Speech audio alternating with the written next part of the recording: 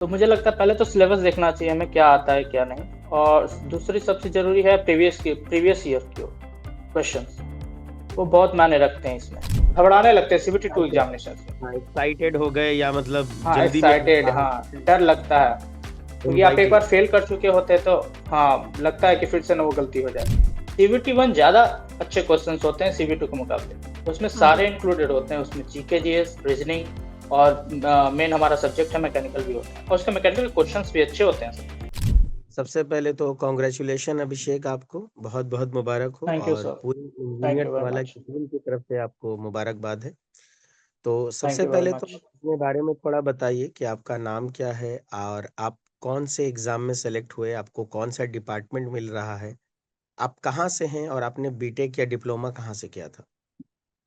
Sir मेरा नाम अभिषेक कुमार वर्मा है और मैं पटना से हूँ, बिहार से। और मैंने ओके। अपना बीटेक यहीं स्टेट इंजीनियरिंग से किया था, गया कॉलेज ऑफ इंजीनियरिंग से। ठीक है। 19 में मैंने बीटेक 18 में मैंने बीटेक कंप्लीट की अपनी। उसके बाद मैं दिल्ली चला गया ईएसी प्रिपरेशन के लिए। हालाँकि ईएसी में प्री नहीं हो पाया। इसके बाद मैंने कोरोना के बाद मैंने इसका ट्राई किया, एसएससी जेईई का एग्ज़ामिनेशन का, और मैंने पिछले 2 साल से 2 बार से एग्ज़ाम दिया था मैंने। दोनों बार मेंस में मैं क्वालीफाई नहीं हो पाया था। इस बार मेरा मेंस में रिज़ल्ट आ गया। मेरी रैंक 179 है और मैकेनिकल से हूँ मैं, तो मुझे अ, एमईएस मिला है इस साल। अभिषेक, आपने पीडब्ल्यू के कौन से बैच में एनरोल किया था? सर मैंने बैच तो एक चयन बैच का था, लेकिन मैंने क्लासेस तो नहीं की थी किसी तरीके से चयन या किसका, लेकिन मैंने टेस्ट सीरीज दिया था ये पीडब्ल्यू का। जो ठीक है। सीबीटी 2 की टेस्ट सीरीज जो थी मैंने वो दिया था। और ठीक है। उसमें जो भी टेस्ट सीरीज था उसमें मुझे फायदा ये मिला कि क्वेश्चन लेवल उस लेवल के ठीक थे, मतलब जो सीबीटी 2 में थे, बट थोड़े आंसर्स गलत थे। मैंने फोन करके कहा भी था कि सर ओ इसको ठीक किया जाए, लेकिन आपके थैंक क्वेश्चंस लेवल के थे, सीबीटी 2 अच्छे क्वेश्चन थे। Thank you test for your series मैंने ज्वाइन की फीडबैक। थी। हाँ ठीक है, थैंक यू। तो एक्चुअली जी होता भाई। ये भी है ना कि एक्चुअली आंसर की जब उसमें फिल करते हैं ना, तो वो मतलब वो टेक्निकल बंदे नहीं होते हैं, तो वो कभी कभी ऑप्शन हाँ ऊपर नीचे समझ कर गया। देते हैं। ये हो जाता यही बात है। है। चलिए ठीक है। और अगर मान लीजिए, अगर आपसे दो तीन चीजें पूछी जाएं, जैसे मतलब सबसे पहला पॉइंट, एक कोई भी प्रिपरेशन करने वाला बच्चा है अगर मान लीजिए, तो उसको सबसे पहले तो किस चीज पर ध्यान रखना चाहिए? अगर मान लीजिए सर कोई सबसे बच्चा। पहले तो जी जी, बोलिए। स्टार्ट करना चाहता है एसएससी जेई का, तो मुझे लगता है पहले तो सिलेबस देखना चाहिए हमें क्या आता है क्या नहीं, और दूसरी सबसे जरूरी है प्रीवियस ईयर की क्वेश्चंस।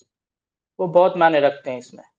और जैसा कि क्वेश्चंस का पैटर्न इन मैकेनिकल है सर, मुझे जहाँ तक लगता है मैंने जो एग्जाम दिया है उससे पता चलता है कि अगर फर्स्ट पार्ट सीबीटी 1 में कहा जाए तो हमें नंबर्स ज़्यादा चाहिए ही चाहिए। एक्यूरेसी कम भी थोड़ा हो कि तो चलेगा, लेकिन सीबीटी 2 में एक्यूरेसी बहुत मैटर करता है सर। पिछली बार मैं बिना एक्यूरेसी के कारण ही मैं चढ़ गया था, मेरा एक्यूरेसी कम था। इस बार नंबर ऑफ क्वेश्चंस मैंने कम गलत किए हैं, इसके कारण मेरा सिलेक्शन हुआ। ओके। तो एक तो ये है कि हम लोगों को जिस भी एग्जाम की तैयारी कर रहे हैं उस एग्जाम के बारे में प्रॉपर पता होना चाहिए। और जी सर। दूसरी चीज ये जी है सर। कि हम लोगों को सबसे पहले पीवाईक्यू करने की जरूरत है, ताकि एक जी आइडिया सर, मिल जाए बहुत जरूरी है। किस तरीके के क्वेश्चन आते हैं। ठीक है। तो ये तो बात होगी। अब जैसे मान लीजिए बच्चे नोट्स पर बात करते हैं कि सर नोट्स कैसे प्रिपेयर करें, क्या हमें शॉर्ट नोट्स बनाना चाहिए या हमें फॉर्मूला शीट बनाना चाहिए? तो इसके रिगार्डिंग अगर आप कुछ गाइडेंस देना चाहें बच्चों को, तो क्या बोलेंगे आप?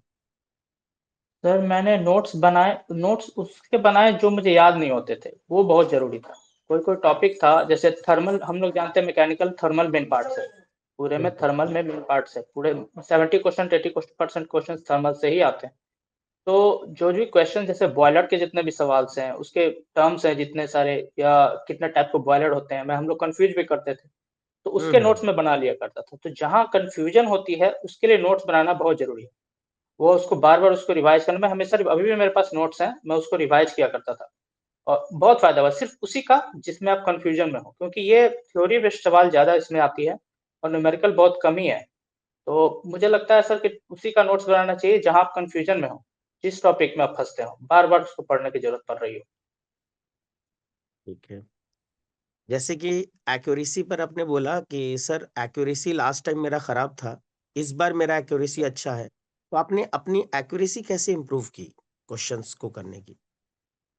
सर इसके लिए मैं सबसे पहले तो ये तो रिवीजन जो मैंने जहाँ मैं गलती करता था और रिवीजन करता था, रिवीजन बहुत जरूरी है, क्योंकि कंफ्यूज आप जहाँ कंफ्यूजन वहाँ इन एग्जामिनेशन आप कंफ्यूज होंगे तो आपके गलत होने के चांसेस होंगे। तो सबसे पहले तो अब जो पढ़ा है आपने, जो आपके नोट्स है, उसको तो अच्छे से प्रॉपर रिवीजन कीजिए। दूसरी बात, हम लोग बहुत ज्यादा ये हो जाते हैं, मतलब कंफ्यूज वहाँ घबराने लगते हैं सीबीटी टू एक्साइटेड, एग्जामिनेशन में। हाँ एक्साइटेड हो गए या मतलब हाँ जल्दी में एक्साइटेड, हाँ, हाँ डर लगता है, क्योंकि आप एक एंजाइटी। बार फेल कर चुके होते हैं तो हाँ लगता है कि फिर से ना वो गलती हो जाए। सबसे पहले क्वेश्चन हम अच्छे से नहीं, पिछली बार मैंने क्वेश्चन एक दो तीन क्वेश्चन ऐसे गलत तरीके से पढ़ के आंसर दिया था, इसमें नॉट था उसमें मैंने सही मार दिया था। तो इसमें भी गलती होती है, सिली मिस्टेक्स वो हमें गलती करवाती हैं, उसके लिए एक्यूरेसी करें, क्योंकि नॉलेज इतना है कि जितना पढ़ते हैं बच्चे, मुझे लगता है एनफ है, बट एक्यूरेसी तभी मेंटेन होगी हम सिली मिस्टेक अवॉइड करेंगे। और उसके लिए दो चीज है, या तो आप टेस्ट दीजिए अच्छे से, और उस टेस्ट को विजुअलाइज कीजिए कि मेरे गलत कहाँ हो रहा है। और सारे जो उसमें ऑप्शन दिए रहते हैं टेस्ट में, जितने भी जो भी टेस्ट दे रहे हैं आप जहाँ से भी, उसको मतलब हर ऑप्शंस को देखिए कि उसका आंसर क्या है, वो क्या चीज है। हर न्यू टॉपिक भी उसमें मिलता है ऑप्शंस में, तो वो मायने रखता यानी कि प्रिपरेशन में टेस्ट एक बहुत इंपॉर्टेंट रोल अदा करता है, चाहे है। आप एक्टिविटी की बात करें या आप हाँ टाइम मैनेजमेंट की बात करें, क्योंकि आप जैसे बता रहे बिल्कुल हैं कि सर। टेस्ट से आपको बहुत फायदा हुआ। तो टेस्ट के लिए हाँ अगर सर। बच्चों को अगर आप बोलें कि बेटा टेस्ट लेना है, तो आप कहेंगे कि टेस्ट किस तरीके से अप्रोच करेंगे, एग्जाम के कब से टेस्ट देना चाहिए, या एग्जाम आने वाला है और आपको डेली टेस्ट देना है या टॉपिक वाइज देना है, कैसे देना है, थोड़ा उसका गाइड कर दीजिए। सर मेरा मुझे लगता है जब मैंने प्रिपरेशन किया है, तो सबसे पहले तो सीवीटी वन है, तो सीवीटी वन के लिए मुझे लगता है सर नंबर्स होने चाहिए। और मैंने जो एक्सपीरियंस किया है 2 सालों में, जो एसएससी जेई क्वेश्चन है मैकेनिकल के, सीवीटी वन ज्यादा अच्छे क्वेश्चंस होते हैं सीवी टू के मुकाबले। उसमें सारे हम्म। इंक्लूडेड होते हैं, उसमें जीके जीएस रीजनिंग, और मेन हमारा सब्जेक्ट है मैकेनिकल भी होता है, और उसके मैकेनिकल क्वेश्चंस भी अच्छे होते हैं सर, मुझे लगा। तो रीजनिंग के लिए मैं कहूंगा कि जो प्रीवियस ईयर की है एसएससी के जितने भी हों, चाहे आप एसएससी जेई के हों, एमटीएस के हो, सीजीएल के हो, तो रीजनिंग जो मेन है उसको आप सिर्फ उसी से कीजिए, सिर्फ प्रैक्टिस कीजिए उसको, मेहनत उसके तरीके से प्रैक्टिस करना है हर रोज की। 30 मिनट में वो 50 क्वेश्चन हमारे हो जाए, प्रीवियस के जितने भी सीरीज हैं उसके, उससे रीजनिंग बहुत है। मैंने इतना ही किया था सर, और मेरे 49 सवाल सही हो गए थे 50 में। बहुत तो ये बढ़िया। मोर देन इनफ है। और ग्रेट। जीके जीएस में मैम जो मैंने पिछली बार गलत किया था सर, मैंने जीके जीएस के कारण भी मेरा पिछली बार सीबीटी वन में क्वेश्चन नंबर कम आए थे।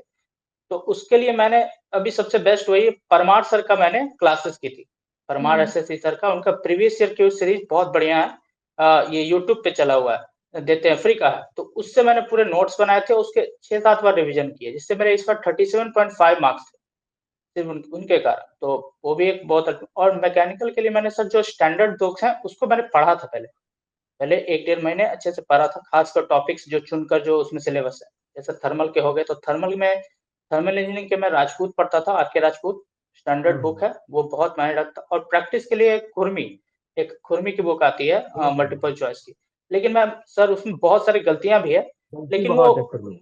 हाँ उसमें बहुत गलत है, उसके आंसर देख देख के मैं गूगल से करता था, लेकिन वो स्टैंडर्ड क्वेश्चन सही है उसका, उस तरह के क्वेश्चंस आते थे। और प्रैक्टिस के लिए तो ये इसे मैंने ये किया था सर अपने सीबीटी वन के लिए। और सीबीटी वन के लिए मैंने टेस्ट सीरीज में टेक्स्ट बुक का दिया था, और पीडब्ल्यू का क्वेश्चंस मैंने ऑनलाइन क्वेश्चन सीरीज आपका था कि क्या था, तो मैंने एक लाइव टेस्ट। हुआ करता, हाँ लाइव टेस्ट, तो लाइव टेस्ट दिया करता था, उसमें मैं रैंक देखता था कि कितना आ रहा है उसमें, तो उससे की थी सर। और सीबीटी टू में मैंने सर स्टार्ट किया था, तो सीबीटी टू तो पहले से नॉलेज था ही, मैकेनिकल जो मैंने पढ़ चुका था। उसके बाद मैंने सीबीटी टू के लिए ये पीवाई क्यू पीडब्ल्यू जो है उसका टेस्ट सीरीज दिया था, और टेक्स्ट बुक का टेस्ट सीरीज दिया था, बस इतना ही दिया था। ओके। ठीक है, ओवर टू यू मैम, कुछ आप पूछना चाहें अभिषेक, तो। आपको क्या लगता है कि जैसे कि आपने बोला कि आपने 2019 में पास किया था बीटेक और 25 हम्म। चल रहा है, आपको क्या लगता है कि अगर किसी को 1 ईयर 2 ईयर में एग्जाम क्वालिफाई करना है और आपको टाइम लगा, बेशक लगता है टाइम लगता है ऐसा नहीं है, बट वो क्या क्या मिस्टेक्स थी, 2 से 4 चार मिस्टेक्स आप बताइए जो बेसिकली आप करते रहे रिपीटेडली और जब समझ आया तब आपने उसको इम्प्रूव किया। अगर आप वो डायरेक्टली बता देंगे तो स्टूडेंट्स जब इस वीडियो को देखेंगे तो उन मिस्टेक्स को आपकी मिस्टेक से सीख लेंगे और शायद उनका टाइम हाँ बच पाए। मैम मैंने 2019 में पास आउट किया, मतलब लेकिन मैंने एग्जाम एसएससी जेई का मैंने दिया था 22 में, जो लास्ट डिस्क्रिप्टिव था। ओके। उसके बाद 23 जो पिछले साल हुआ था, तो first time multiple choice CBT था। और इस साल मैंने बताया मैम, गलती मैंने वही की थी कि लास्ट सीबीटी में मैंने ध्यान नहीं दिया था, एक्यूरेसी। आप गलतियां करते रहते हैं, हाँ बहुत जरूरी है। एज ए मैकेनिकल्स नॉर्मलाइजेशन हमारे होते हैं इलेक्ट्रिकल के साथ, तो ये जरूरी है कि हम अपना एक्यूरेसी मेंटेन रखें। आप जितना भी पढ़ें, आप वहां अगर सही नहीं कर पाएंगे एक्यूरेसी में, तो सिलेक्शन बहुत मुश्किल है। क्योंकि मेरा एक फ्रेंड भी है, साथ में मैंने प्रिपरेशन किया, उसके 2 क्वेश्चन एक्स्ट्रा गलत हो गए और वो सिलेक्शन से बाहर हो गया। इसलिए मुझे दुख हुआ। तो मेरे 92 क्वेश्चन सही थे, उसके 90 क्वेश्चन सही थे, तो उसके कारण उसका सिलेक्शन से थोड़ा सा बाहर हो गया। तो it's a very important thing कि एक्यूरेसी। मैंने वही गलती की थी पिछले साल। और तो मैं कहूंगा जितने भी आने वाले स्टूडेंट हैं कि आप एक्यूरेसी जरूर मेंटेन रखें अपना, चाहे कम ही पढ़े, 90 करें, 90 में 80 सही होता है, 95 में 92 ही सही होता है, इज गुड। बट ज्यादा करना और गलत ज्यादा करना, तो उससे दिक्कत हो जाएगा। Abhishek, how test is replicating exam? मतलब जब आप टेस्ट देते थे तो जो भी मार्क्स आते थे और जो मेन एक्चुअल एग्जाम में मार्क्स है, उसमें कितना डिफरेंस दिखा आपको? कैसे टेस्ट रेप्लिकेट किया? मैम मुझे मार्क्स, मैंने जब भी टेस्ट दिया तो मेरे 6-7 क्वेश्चन गलत है। 100 मैंने सीबीटी में अटेम्प्ट किए, सारे क्वेश्चन में अटेम्प्ट करता था, तो ये बहुत जरूरी है एज ए मैकेनिकल। तो 100 में मेरे 92 93 सही होते थे, 6-7 क्वेश्चन गलत हुआ करते थे। और वही और एग्जाम में देख, हाँ वही एग्जाम में भी मेरे साथ हुआ, उसमें कोई ये नहीं हुआ। तो ये बहुत जरूरी है, क्यों टेस्ट का सबसे बड़ा मतलब फायदा ही हुआ मुझे कि नर्वसनेस कुछ नहीं हुआ, क्योंकि मैं रोज का काम ये कर रहा था, हर दिन टेस्ट दे रहा था एक, तो आदत से बन गई थी। आदत से बन हालांकि नर्वसनेस होता है एग्जाम के ऊपर में, लेकिन जैसे ही मैं एग्जाम स्टार्ट होता है, सारी नर्वसनेस में कंसंट्रेशन में बदल जाता है। ये बहुत अच्छी बात बोली। नर्वसनेस जो है वो कंसंट्रेशन में बदल जाती है। अभिषेक, टाइम मैनेजमेंट कैसे करें? टाइम मैनेजमेंट के लिए मुझे लगता है हम जो स्टार्ट करना चाहते हैं प्रिपरेशन, जैसे कि आने वाले 2025 में एग्जामिनेशन, अक्टूबर नवंबर में एग्जामिनेशन को होते हैं, अभी भी 6-7 महीने अच्छे से वहाँ उसके पास है। तो मुझे लगता है स्टार्टिंग में उसे हमें फोकस करना चाहिए, जितने भी पार्ट है, ये थ्योरी के पार्ट है, बुक से पढ़ना चाहिए हमें। उसके बाद प्रीवियस ईयर की सीरीज जो है, प्रीवियस ईयर की जो भी क्वेश्चन है, उसको जरूर देखना है, देखते चलना चाहिए हमें। और टाइम मैनेजमेंट के लिए कहूंगा कि अगर आप हर रोज भी 2 से 3 घंटे आप पढ़ते हैं, जैसे बुक्स पढ़ते हैं, और उसके बाद 2 घंटे आप ट्राई करते हैं सिर्फ प्रीवियस सीरीज देख, अगर आप पूरी तरीके से इस पे कंसंट्रेटेड हैं, तो एसएससी जेई के लिए।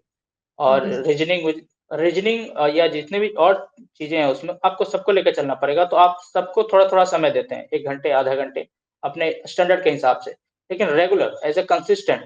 मैं ये नहीं कह रहा हूँ कि 4 दिन करने के बाद 5वां दिन आप छोड़ दें या 8 दिन छोड़ दें, वैसे नहीं। हाफ एन आवर ही दीजिए, रीजनिंग इज द बेस्ट, उतना ही दीजिए। टाइम मैनेजमेंट इतना ही, 6-7 घंटे अगर आप रोज करते हैं, बस इतना ही, 6 से 7 घंटे, अभी से आपके रैंक बहुत अच्छे आ जाएंगे। मेरा तो रैंक 179 है, आपके रैंक बहुत ही अच्छे जाएंगे, क्योंकि मैंने लास्ट 3 मंथ्स में मैंने किया था, फिर से बीच में छोड़ दिया था मैं। हाँ, मेरे स्टेट में भी एग्जामिनेशन आ गए थे उसके लिए। जी जी जी, तो ठीक है। 6-7 hours is best, good. Best, okay, perfect है। एंड में आप बाकी कैंडिडेट्स जो अब प्रिपेयर करने वाले हैं उनको कुछ कहना चाहते हैं, जो आपने सीखा अपनी इस जर्नी से, उसका सार, समरी? मैं तो ये कहूंगा मैम कि अभी जो कंडीशंस है मैकेनिकल्स का खासकर, तो जो भी मैकेनिकल्स या इलेक्ट्रिकल जो भी और स्टूडेंट है, आप लगातार मेहनत करते रहो। आपको कब रिजल्ट आपका कब आएगा ये कोई नहीं जानता, वो कभी भी आ सकता है। हम लोग खुद सबका अपने का स्ट्रगल लाइफ होता है। मैंने भी स्ट्रगल किया है, सब स्ट्रगल करते हैं। किसी का जल्दी हो जाता है, किसी का कम, लेकिन मेहनत कभी जाएगी नहीं, वो कभी तो पे ऑफ करेगी। और आज जो मुझे मिला है, तो आप बस रेगुलर आप रहो, कंसिस्टेंट रहो। 4 घंटे भी अगर पढ़ते हो तो पढ़ते रहो, लेकिन पढ़ो। और हमेशा ये रहना चाहिए कि हाँ, मुझे कभी ना कभी सफलता मिलेगी, मन में ये रहना चाहिए। मन में रहना चाहिए। Thank you so much Abhishek, you joined us. And thank you आपने मैम। जो अपनी जर्नी थी वो काफी अच्छे तरीके से सारे स्टूडेंट्स के सामने रखी। एंड मैं ये आशा यस करती हूँ जो भी ये सेशन देख रहा होगा डेफिनेटली आपकी जर्नी से सीखेगा। Thank you so much Abhishek. Ma'am, okay, thank you ma'am, thank you thank you, so much, thank you. Thank you sir.